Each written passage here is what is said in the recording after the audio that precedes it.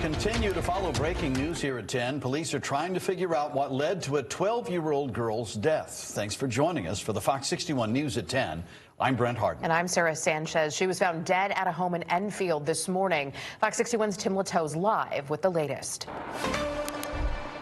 Yes, Sarah and Brent, investigators are still on scene more than 11 hours after first responders arrived on scene. And there's still a Connecticut State Police major crimes investigation truck in the driveway. We've seen investigators going in and out of the house all evening long. And at this point, police say it is still not clear how the girl died. Now, investigators, the Enfield police say they and the fire department were called to the house just before 10:30 this morning for a report of an unresponsive 12-year-old girl. First responders arrived on scene and confirmed the girl died. Police say a cause of death was not immediately apparent. Enfield police secured a search warrant and say they are completing a search of the scene. Police say there's not a public safety concern at this time. And neighbors tell me detectives asked them if they've heard or seen anything unusual since last night, but they said they hadn't. One neighbor, Christina Haggerty, says she speaks to the family on occasion. She says the 12-year-old girl, a younger brother, and their mom and dad live at the house. She says she always sees the kids get on the school bus, but didn't today. When I was just trying to reach out when I found out that the daughter actually had untimely death, but I don't have her number anymore. So I was like hoping, if you're watching this, call me. And again, police say there is not a public safety concern at this point. There are still detectives, though, on scene going in and out of the house and continue to bring you updates throughout the night. For now, live in Enfield, Tim Lateau, Fox 61.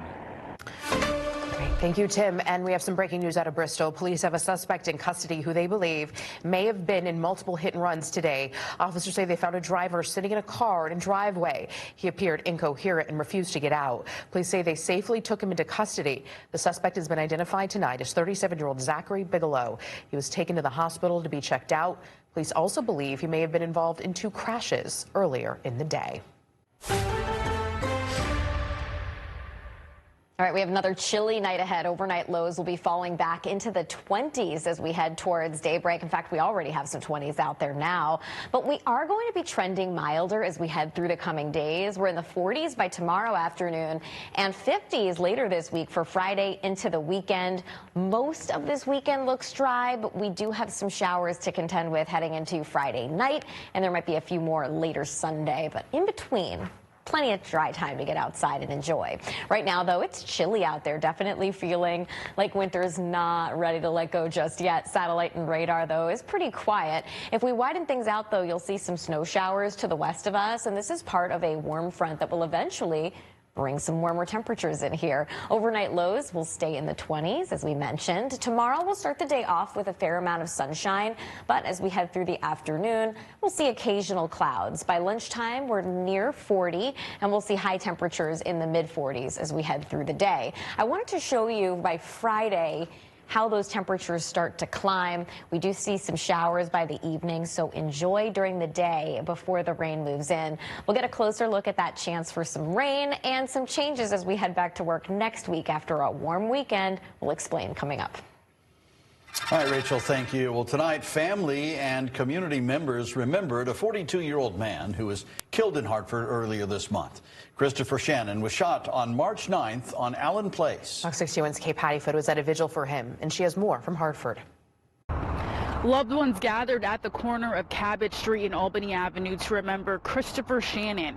Reverend Brown with Mothers United Against Violence said guns are taking the lives of too many. Chris was a father. He was a brother. And his family loved him. And everybody out here loved him because that's why you're here. Mothers United Against Violence held a vigil for Christopher Shannon. They say the family requested it. When police arrived to Allen Place earlier this month, they found Shannon unresponsive in the road. He was taken to the hospital where he later died, but still have not said what led up to the shooting or if they have any suspects. Some at the vigil tell me Shannon was a nice guy who was funny and wouldn't harm anyone. He was just like a little nephew. He used to come to the house. His mother lived right across the street. Very charismatic, like funny, jokey. Jeffrey Williams says he was like an uncle to Shannon. He says he was devastated when he learned about Shannon's death and says something has to be done about the gun violence in Hartford. It's really sad that everything amounts to like just killing, instead of, you can have a fist fight. I came up in that era. We fist fight and hug each other tomorrow, but I don't know what's in the water. 1, 2, 3.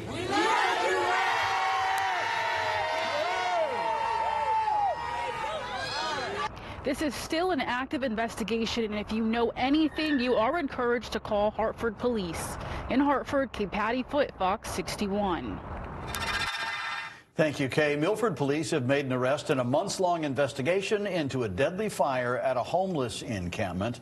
That fire killed a 57-year-old man last August. Fox 61's Jamal Johnson has more on the arrest and what advocates say needs to happen to protect the unhoused.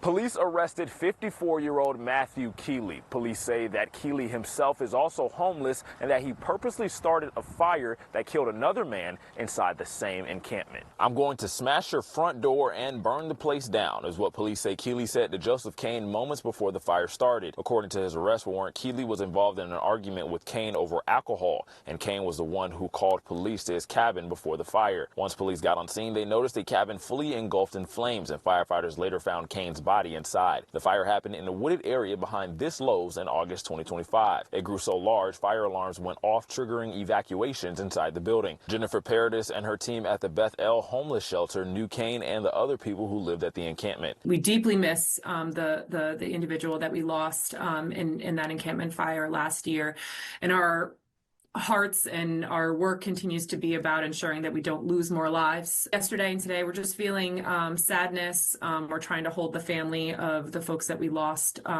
close. According to police, Keeley had made rambling statements about the fire, one of them being, "I flicked a cigarette, what's the big deal? I tried with the fire extinguisher, the water, nothing works. I tried to put it out, maybe it was me." Police also say Keeley had injuries to his hands and arms. According to Paradis, only a few people still live in the encampment following the fire. It's really important when when tragedies like this occur that there is immediate and consistent response. There were just a handful of folks, less than that were in that community, and so a number of folks have found permanent homes following that tragedy. Despite what happened, Paradis says encampments are usually safer homeless communities than someone finding shelter by themselves. Still, Paradis says the fire puts into perspective the unhoused crisis going on in our state. No one wants to see encampments. As an organization, we work every day to resolve that because it is a byproduct of a lot of broken systems and a deeply under-resourced homeless response system. And so we know the folks that living in those places can deserve better. Investigators determined that Kane's cause of death was smoke inhalation, and Keeley now faces several charges, including arson, murder, and home invasion. In Milford, Jamal Johnson, Fox 61. Bridgeport police are renewing their efforts in a decades-old missing child case. Investigators have released a new age-progressed image of Bianca LeBron. It shows what she may have looked like, or what she may look like today at the age of 34. She was last seen in Bridgeport in 2001 at the age of 10. Police say the updated image could help generate some new leads. They added that they have strong persons of interest, but they need the public's help. There's now a reward of more than $60,000 for information that could bring the family some closure. Hartford police charged an inmate in connection with an underage sex trafficking ring. Shy Brodden is the second person arrested in the case. Officials say she played a role in recruiting juveniles online and then taking them to a location in Hartford, although they didn't give more specifics. Last December, police charged Akeem Harris with trafficking and risk of injury to a minor. Detectives say they expect to make more arrests. After completing the impaired driving intervention program, an attorney says all charges against State Representative Andre Baumgardner have been dropped.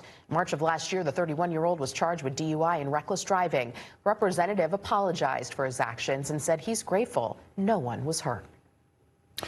In a narrow vote, the Education Committee passed a bill that would require homeschooling parents to provide equivalent instruction and show proof of it every year. Now, that means showing their students who are being taught at home, like they were at school. Lawmakers were split leading up to this decision. Some called it an overreach by state leaders, while others felt this was a low threshold to pass that could help make sure students who are pulled out of schools are not neglected.